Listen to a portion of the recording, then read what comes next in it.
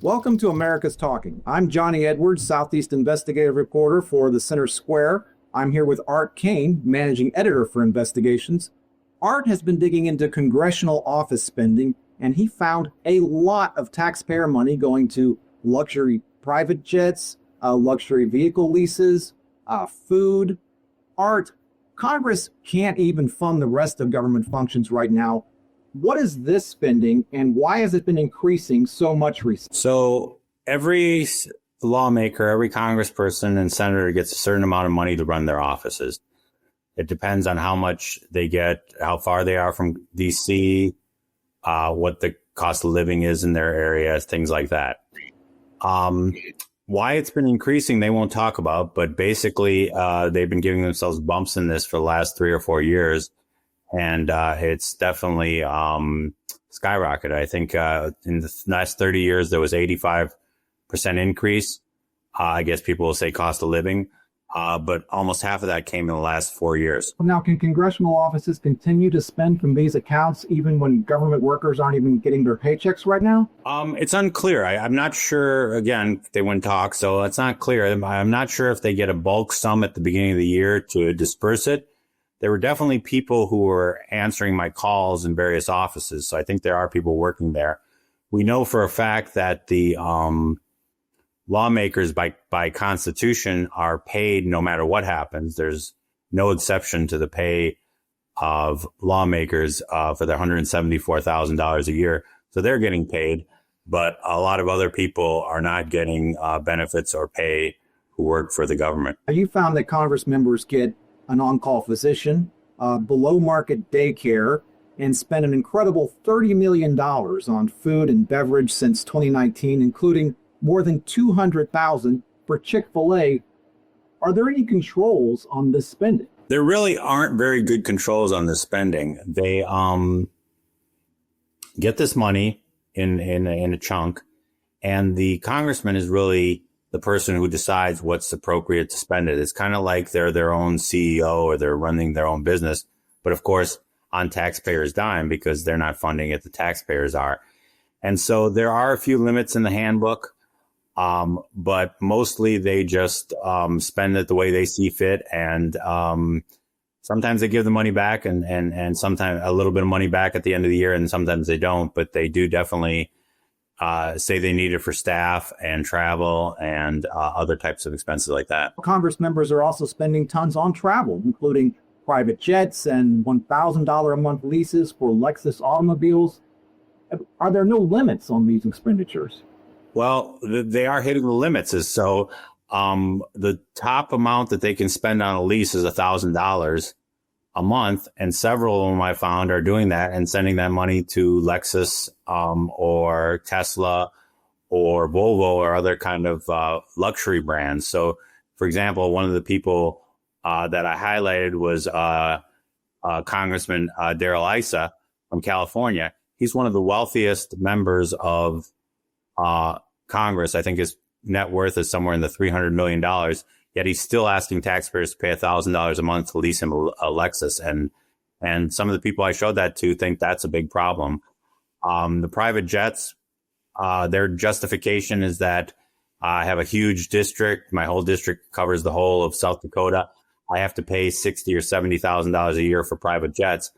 But I think that doesn't ring as true as it should, because when you look at other big districts, Alaska at large, Wyoming at large, those people aren't using private jets to the same amount as Dusty Johnson was in South Dakota. So I think it's a luxury or a perk that he wants to fly private, where the other people make do with commercial, which is a lot cheaper. Well, then there's also the mileage. Some members and staff have put in enough mileage reimbursements since 2019 to circle the Earth 8 times.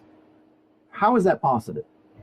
I wanted to ask them, and they didn't want to talk about it. So there's a staffer who used to be in as a congressional staffer, and now he just was hired by Ted Cruz to be his chief of staff. He put in for somewhere in the neighborhood of 130,000 miles, $30,000 worth of mileage, which comes out to about 200,000 miles, which The circumference of the earth is about 25,000 miles. So that's 8 times. He didn't respond to my repeated requests. His prior office where he put in those said, well, it was again, the large district. We cover a large amount of land. He has to drive around and talk to constituents. But, it's hard to see when you can't actually see the actual documents and all you see is the disbursements data because Congress isn't subject to Freedom of Information Act. It's hard to understand how he could log that many miles and still act as the chief of staff to a congressman and now a prominent senator. Absolutely, absolutely. Now, you also found that $50 million was spent on partisan caucuses and coalitions, sometimes for controversial topics like pro-choice or equity. Why are taxpayers paying for that? Well, the Taxpayer Alliance, Protection Alliance guy thinks they shouldn't be. The only argument that I got was that these caucuses and coalitions help define and understand issues in legislation, which helps the public, and gets legislation done. But you're right. The fact is, if it's called the Democratic or the Republican caucus or the Republican coalition, shouldn't that be paid for with campaign funds or out of their personal funds? And we're seeing the same kind of spending out of those coalitions: food, travel, high salaries for staff, that you see in the office accounts. It's just another way to have the taxpayers pay for something they probably wouldn't want to have their taxes pay for. And, the guy from the Taxpayer Protection Alliance says, if you are pro-choice and there's a pro-life coalition that you're paying for, or vice versa, you're pro-life and there's a pro-choice coalition, there's a moral issue that your money's going to something you don't support. And it just doesn't seem necessary, as opposed to something more defined in the thing like a committee, right? That actually works with legislation. I know that you took these findings to Congress. When we did that, what kind of response did you get? No comment, a lot of no comments, a lot of, can we talk off the record? Which I would say, no, I don't want to talk off the record. This is for a news story. Your side should be portrayed on the record, and then they clam up or send a statement. No one wanted to sit down and have a back and forth about their spending who was already in Congress. A few people who had left Congress talked to me, but everybody else was the usual Washington, D.C. Disease of off the record on background when they should be being held accountable.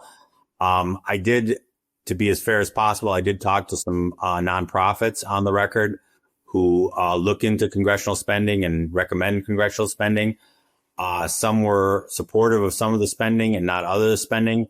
Very few people were able to justify the Lexuses and the private jets and things like that. So it really is a situation where someone needs to have some oversight on it past the individual offices, I think. It's kind of par for the course these days, off the record, no response, written statements. I mean, given the gravity of what you discovered here, do you think that's acceptable for our elected members of Congress to not even want to talk about something as important as this? Well, as a journalist, I never think that it's acceptable for someone who's publicly elected who uses taxpayer money not to talk about it. But I think that's what's happened is basically they've been allowed to by a lot of the media to do this kind of stuff. And so they're not going to change just because I come to their door. And it's unfortunate, but that's Washington, D.C. for you. Art, thank you very much. It's excellent work. And we've been talking with Art Kane. I'm Johnny Edwards with the Center Square. Thanks for watching.